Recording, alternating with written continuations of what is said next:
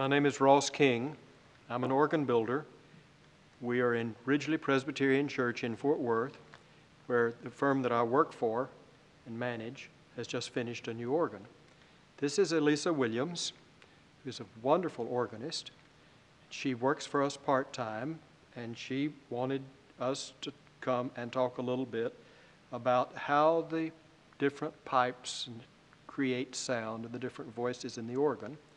And I thought we would start off by talking about geography.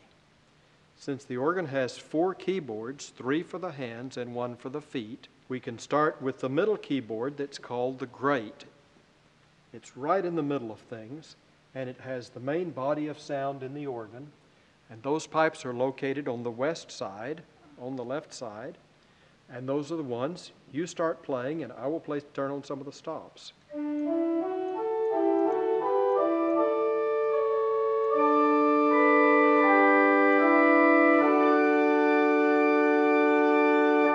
That's the grate, and above it, that keyboard is called the swell keyboard. The pipes for the swell are behind the pipes in the grate. We can't see the swell because those pipes are behind the grill up there at the second floor level, but there are shutters that the organist can open and close with the large pedal that allows the sound to swell and then go back. Give us a demonstration of the swell.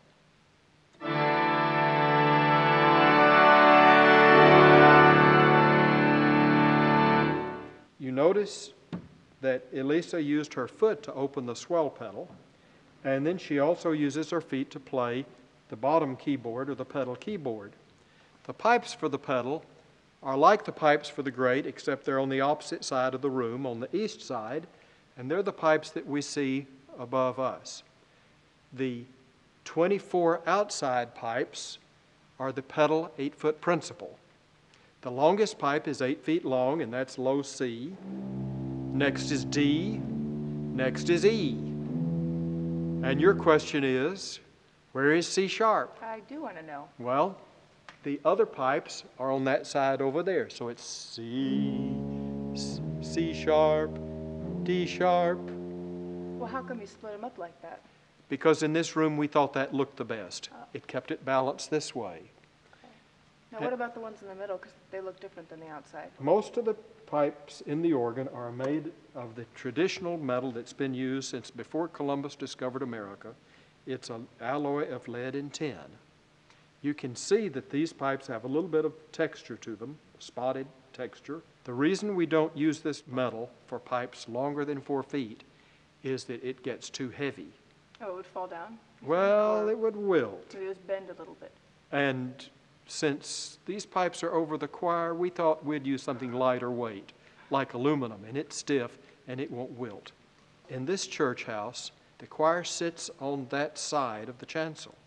So they needed pipes especially designed for accompanying the choir. We have those on the choir keyboard, and those pipes are located behind the wooden grill at the second floor level. We tried to have pipes that we thought would be especially useful for accompanying the choir. So are they all quiet then? They're not all quiet. Let's start with the 8-foot viola. Now again, we call it 8-foot viola because low C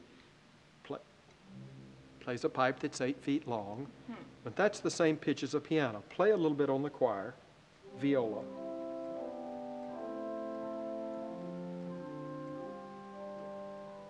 Those pipes, like I say, are at the second floor level behind the choir. Your question was, are they all soft?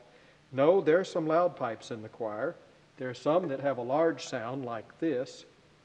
Well, first let's play that viola. I have a viola pipe right here.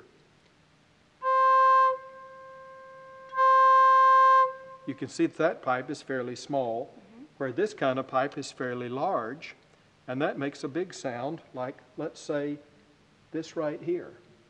Play that same note on this keyboard. So it's the same pitch? It's the same pitch because it's the same length.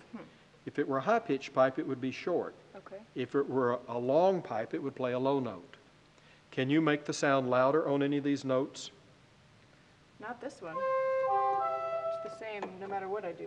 Well, if you play on the piano, you can make it louder by pressing harder. But on the organ, it just plays. It's up to the organ builder to determine how loud the sound will be. And you can't change it after that? Well, I can change it when we build the organ. Huh. And if we needed this pipe to be louder, we would use an awl, a little pointed tool, and open the toe, and it would let more wind in, and it would be louder. But we set all of this, the loudness, when we voice the organ, when we build the organ. You build the organ here at the church? We finish the organ here, but this is a whole lot of stuff. We built this in our shop, which is about 5 miles from here. Okay. We have a large shop with a lot of woodworking equipment and a lot of metalworking equipment. We built the organ completely in our shop, assembled it, connected the keyboard to it, the console. This is called the console, of course, that has the keyboards. We connected it all and played it in the shop, and then we brought it all here to the church house and installed it. And that took us about 3 months to install it and to voice it. What is voicing? What is voicing? Well, that's adjusting how loud each pipe plays Okay. and what the tone quality is. Very much like a choir director directs the choir and brings some voices louder and some softer and some brighter and some deeper. Now, I heard a pipe earlier that was really a lot louder, a lot brighter. Well, that's a cromorn. This is a cromorn pipe, and it is a different kind of sound from the viola or one of those flutes. It is because it has a brass reed inside. Looks like a clarinet. This pipe would sound just like this. If you'll hold that, that is so small that it's hard to see. And here is that portion for a much larger pipe that might be like low C on the contra trumpet. That sound is made by this kind of reed that has a tube here that goes on up 16 feet. Can you show me? I can show you. Let's go look. Let me show you how this part works. Since it's like a saxophone, it has a brass reed that vibrates on a mouthpiece. Of course, in the saxophone, it's made of reed, like, bamboo. Mm-hmm. But here in an organ, it has to be made of brass. Or a clarinet, if I take the reed out, you can see that the mouthpiece has a slot in it. And then when it plays, the wind goes between the vibrating brass tongue as it vibrates back and forth, and then out through the mouthpiece and out the top and out 16 feet to the other end of the resonator, and we hear. I lost it. There it is. And that's what we hear. If we go upstairs, we can see several things. We can see this pipe, and we can see where the wind comes from. It blows all of the pipes. Here we are on the second floor, organ chambers. There's one on each side. We talked about where the wind comes from that blows the pipes. Well, this is an electric centrifugal blower. It supplies wind for the pipes on the west side of the organ. It actually uses less electricity than the vacuum cleaner. In fact, it's like a vacuum cleaner that's just hooked up backwards, so it's doing that instead of doing this.